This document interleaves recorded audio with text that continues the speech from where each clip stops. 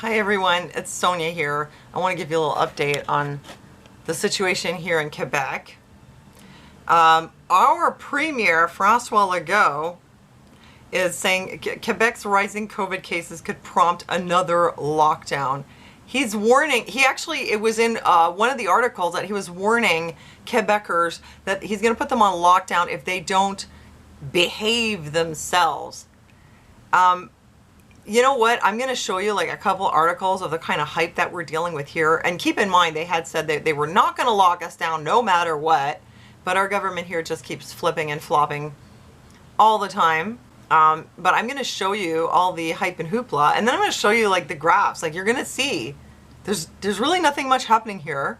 I mean, in my humble opinion, none of this makes any sense. Before I start, I just want to remind you, we are in a really difficult time. Things are not getting better. They're expected to get worse one way or another. And the last thing you want to do is get caught unprepared. You could go into surprise quarantine. You could end up on lockdown. If you're interested in stocking up now on some MRE food, this is what I would recommend.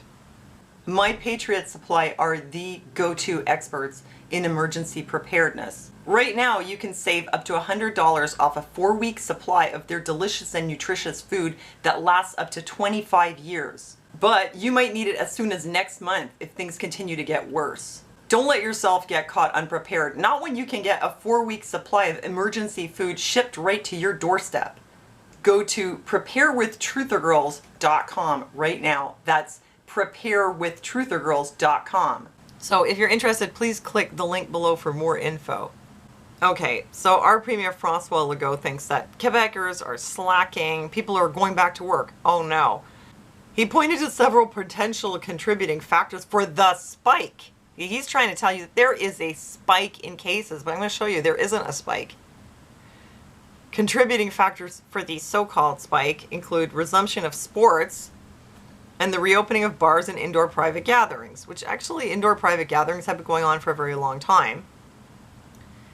And no, there's no spike. I'm going to show you the graph, but he specifically has a message for anti-maskers and conspiracy theorists. He's saying that the province is not going in the right direction. Basically saying that there have been some outbreaks, not necessarily in Montreal, but that he will not rule out locking down regions that have outbreaks. So watch out. You're just going to end up back in lockdown. And actually the subject of mandatory vaccination came up here. It is too soon to know if the vaccine will be mandatory or not, but he is not ruling it out, which is different than what our government had been saying months ago, where they were saying, yes, we have those provisions in the law, but we've never used them. We prefer not to. Apparently about 25% of Quebecers are not ready to get vaccinated. So this is, again, another flip-flop change in direction. Before it was like, no, it won't be mandatory. Now it's like, well, probably not, but we're not sure. So yeah, that happened. So, okay, here's our crazy spike, supposedly. Quebec reports more than, oh my God, 180 cases of COVID for second day in a row. I'm not going to read the whole article, but let's just, in summary, our media is making it sound like we're having like a really big problem here. When our media could be just as easily taking the exact same data and spinning it absolutely the other way. Here is updated Montreal chart from, this was like from a couple days ago. But I want to show you this from the Gazette because look at the really big spike between the end of March through maybe not even the middle of June, through the end of May. Now that is a spike. See how it's really high and spiky? And you see how on the other side in June it starts to go down. And then in July there's like a small rise, a fall, and another small rise.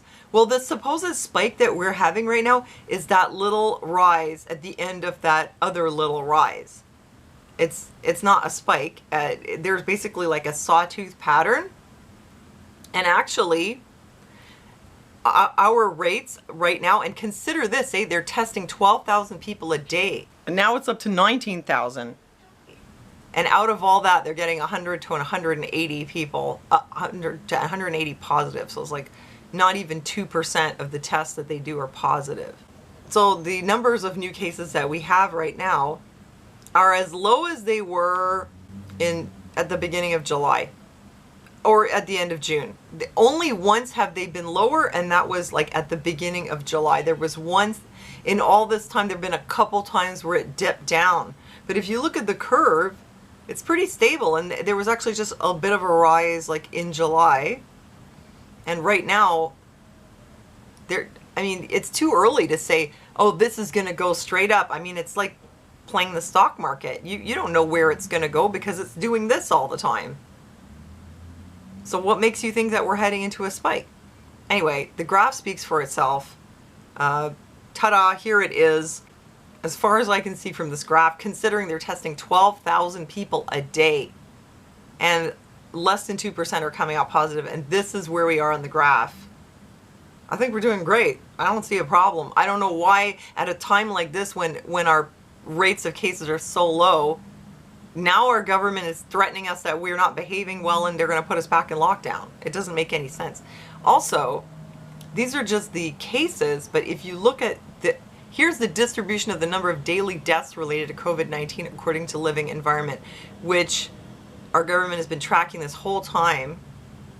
And those dark blue ones, look, I'm just going to turn my camera around like this to make it easy. Okay, this is like March to the end of May, and all this dark blue stuff in here, this is people in public retirement homes. The light blue up here, this is private retirement homes. And you see that little bit of like gray and light blue? That's people who died at home in light blue, and the gray is unknown. So as you see, most of this was in public retirement homes. This was in the spring, okay? This is where we are now. See that? See how it's flat? So, you know, where's the spike? This has been, where's my cursor? This is what we've been having this entire time, July. 0 death. You see the numbers of deaths? 1, 0, 1, 0. Look at that. Look how low. 2, sometimes 1, 2. You see that? The deaths? This is out of 8 million people. 8 million people. We have 0 to 2 deaths per day. For months. Look at this. End of August.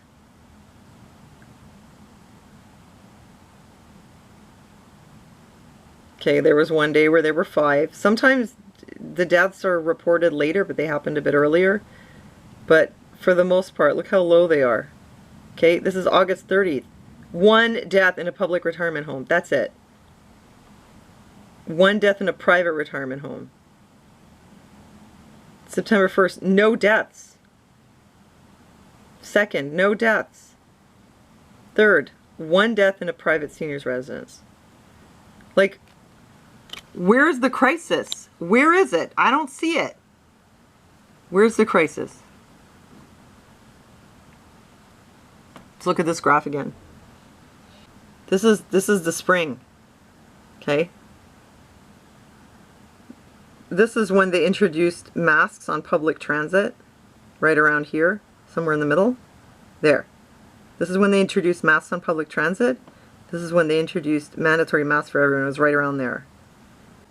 The cases that lately, the recent tally of cases is so low. It's as low as it's almost as low as it's been at its very lowest point. What's the problem? Why is our premier warning us about lockdowns when this is actually what's happening? This is what's happening. Okay? So what is this really about? It can't really be about the virus tally because there's nothing happening there. What's all this alarmism for? Here we were having like 600, and this is just in Montreal. This is just in the city. So when they say here Quebec reports 180 cases. That's in the entire province of 8 million people. Okay, when in the spring we were having 600 a day at the peak in Montreal. So what's all this panic for? Seriously. How does any of this make any sense? It doesn't. I don't think it's just about a virus. Something very strange is going on. Obviously, you guys know that. So, yeah, I call BS. I don't know what all the alarmism is for and the threatening lockdowns and making it sound like we're having some kind of catastrophe, because really, if you look at the graphs, our government should be telling us, good job, Quebec. Good job. Our numbers are way down. Deaths are way, way, way down. Keep doing what you're doing.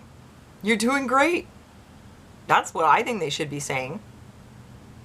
Because people could use a little bit of encouragement. The last thing we need to hear is like, oh no, you had some cases. We've got to lock everything down again. When actually hospitalizations are like at the lowest that they've been. So,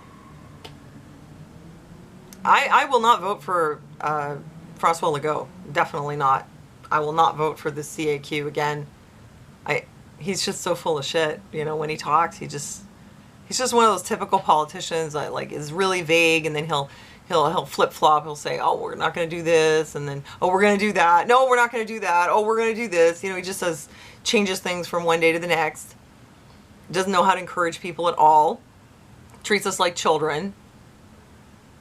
It's just really disappointing. What a mess. I won't vote for Justin Trudeau either, though, I'll tell you that. I'm not. Can I tell you one thing that Justin Trudeau did that really, like, this was just, I mean, he's done a lot of things, but this was one that really ticked me off. You know when they gave CERB to people who lost their jobs or weren't able to start a job? Yeah, I know a lot of homeless people and people who didn't, you know, qualify, they also collected it.